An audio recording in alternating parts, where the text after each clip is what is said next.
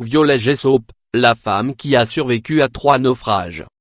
Sur une période de 5 ans seulement, Violet Jessop a survécu à 3 naufrages historiques, ceux de l'Olympique, du Titanic et du Britannic. L'histoire exceptionnelle d'une femme qui jamais ne perdit son sens des responsabilités ni son devoir du travail. Vous voulez en savoir plus ? Une jeune femme face à la mort. Violet Jessop. De cette jeune femme est souvent présentée comme la serveuse du Titanic. Violet Constance Jessop est née en Argentine en 1887 de parents irlandais, qui décidèrent de rentrer dans leur pays d'origine après n'avoir pas rencontré le succès escompté aux Amériques. La jeune Violet n'aurait pas dû vivre bien longtemps, car elle a contracté très jeune une tuberculose qui faillit l'emporter. Mais, elle combattit la maladie avec force. Son père décéda peu de temps après leur retour en Angleterre, et sa mère, invalide, la laissa s'occuper de 9 frères et sœurs dès son enfance. Elle dut travailler dur dès sa jeunesse, mais son abnégation et ses efforts lui permirent d'entrer dans la prestigieuse compagnie transatlantique White Star Line.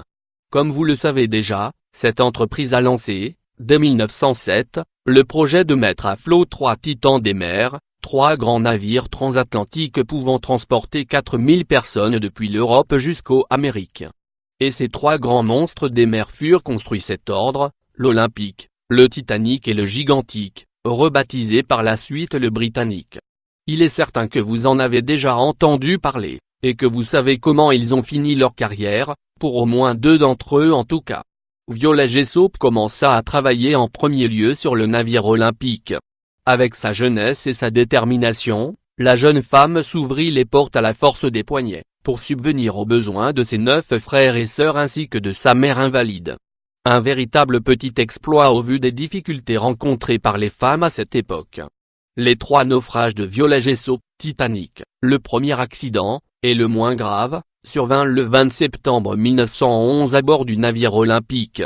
Violet travaillait déjà depuis quelques mois comme serveuse à son bord, un travail pour lequel elle n'était pas très bien payée, mais qui lui permettait de subvenir aux besoins alimentaires des siens, en travaillant quasiment 17 heures par jour. Elle aimait l'ambiance qui y régnait et la manière dont elle y était traitée. Mais, tout chavira en cette nuit du 20 septembre lorsque l'Olympique percuta le navire de la Royal Navy, le HMS Hawke. Un accident qui lui fit une terrible peur, et à cause duquel elle pensa même à arrêter son travail. Mais, elle reprit des forces et pensa à sa famille qu'elle se devait de nourrir. Rester dans la peur ne lui aurait servi à rien et ne lui aurait pas donné à manger. Comble du destin, Ciel Olympique repartit sur les océans quelque temps après l'accident, mais Violet reçut une offre de travail encore plus alléchante.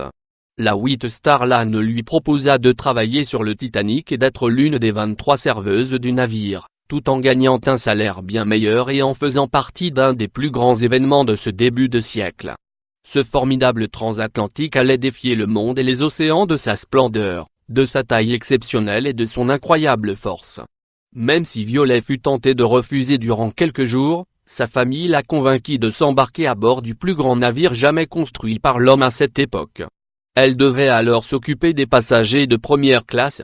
Elle travaillait toujours 17 heures par jour et devait répondre à toutes les demandes des membres de la haute société qui avaient pris place à bord du Titanic.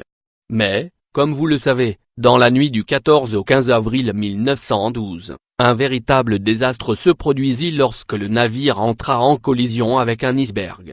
Violet eut le temps de descendre en 3e classe et d'aviser toutes les personnes de langue espagnole, qui ne comprenaient pas l'anglais, de la situation désastreuse dans laquelle elles étaient toutes.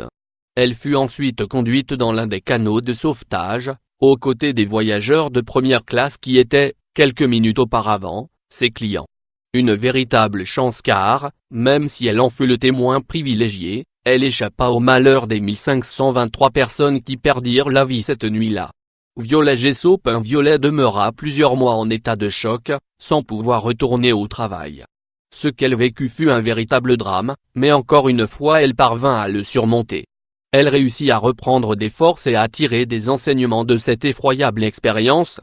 Elle fit tout pour que la peur de naviguer ne se convertisse pas en son pire ennemi, et qu'elle puisse retourner travailler à bord d'un autre navire. Cette fois, ce fut sur le 3e navire de la compagnie White Star Line, le Britannic. À ce moment, La Première Guerre mondiale avait éclaté et ce navire faisait office d'hôpital flottant pour transporter les soldats blessés. Violaine n'était plus serveuse, mais infirmière de la Croix-Rouge, et faisait à nouveau preuve d'un courage exceptionnel pour apporter ses soins aux victimes de la guerre.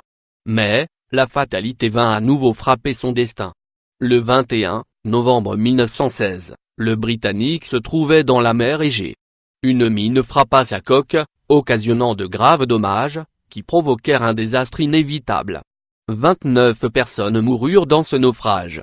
Le navire fut perdu mais la majorité de son équipage put rejoindre les canaux de sauvetage et fut sauvée, y compris la courageuse Viola Gessot. Ce fut la troisième fois qu'un de ces titans de la mer la mena à 2 pas de la mort, avec laquelle elle continua à flirter. Que se passa-t-il ensuite? N'importe qui aurait choisi un autre travail, un autre mode de vie après ces événements tragiques. Mais pour elle, la mer était sa vie, son moyen de comprendre le réel. Elle continua à servir et à faire front aux caprices sauvages de la mer.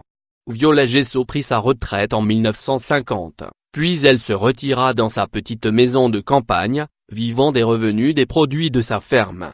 Elle demeure une femme légendaire, la survivante de 3 des plus grandes catastrophes maritimes de l'histoire.